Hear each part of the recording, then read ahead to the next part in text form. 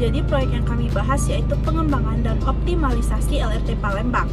Lokasinya ada di Palembang dan Banyuasin. Pemrakarsanya yaitu Kementerian Perhubungan Republik Indonesia dan Pemerintahan Provinsi Sumatera Selatan. Untuk panjang lintasan sendiri itu terdiri dari 23,4 km dan terdiri dari 13 stasiun. Untuk backgroundnya sendiri yaitu pertumbuhan kota, dapat menimbulkan kemacetan, menambah polusi, dan terbatasnya transportasi umum. LRT hadir sebagai moda cepat dan ramah lingkungan. Tantangan biaya yaitu biaya besar, operasional tinggi, pendapatan tiket yang rendah. Kualitas layanan mempengaruhi ridership. Untuk indikator utama proyek LRT Palembang, yaitu secara finansial, NPV-nya berada di nilai minus 10,8. Secara layak jika lebih dari 0. Untuk IRR sendiri itu kurang dari 0%, layak jika berada di angka 10%. Untuk payback tidak tercapai, karena akan tercapai sekitar dari 673 tahun.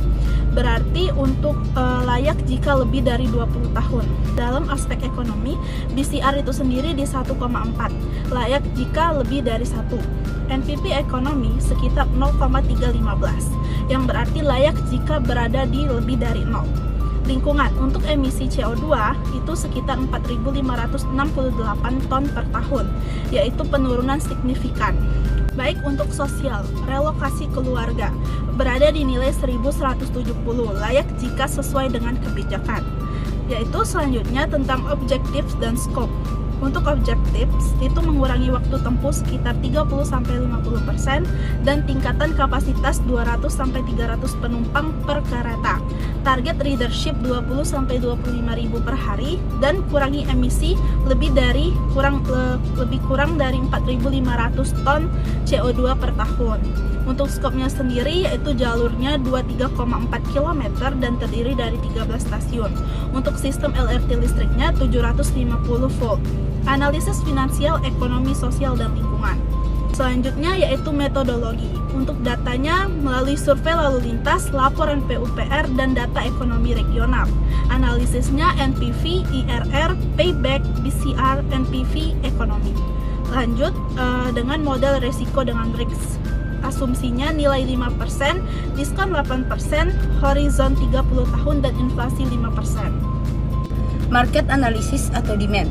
Tahun 2023, 4,08 juta penumpang. Untuk tahun 2024, sekitar 4,28 juta. Semester 1 tahun 2025, sekitar 2,22 juta.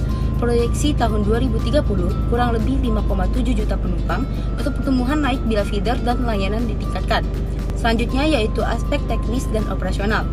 Jalur elevate ditambah subtrack, third rail 750 DC, lebar rel 1067 mm, rolling stock Inka atau kapasitas 534 penumpang, headway 10-15 menit, perlu peningkatan dan modernisasi pensinyalan dan integrasi antar moda sangat penting.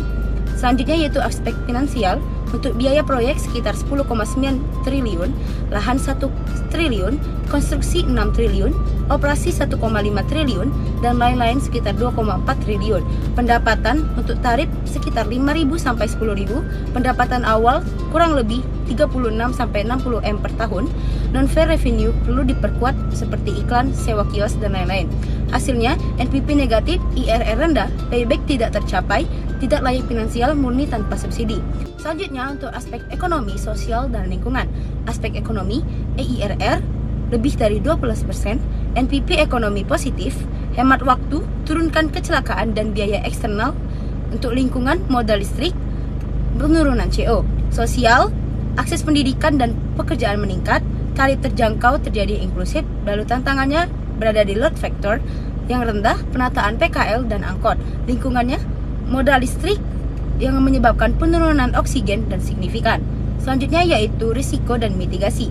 Risiko utama yang pertama itu ridership tidak stabil, pendapatan tiket rendah, biaya operasi tinggi, ketergantungan subsidi, dan resistensi operator angkot. Untuk mitigasi, yang pertama integrasi feeder dan manajemen rute, diversifikasi pendapatan non-tiket, modernisasi operasi dan tiketing cashless. Yang terakhir adalah penguatan kebijakan transportasi daerah. Kesimpulan dan rekomendasi. Untuk kesimpulan, LRT memberi manfaat besar bagi mobilitas, sosial, dan lingkungan. Lalu, tidak layak finansial tanpa subsidi, tetapi layak ekonomi dan sosial.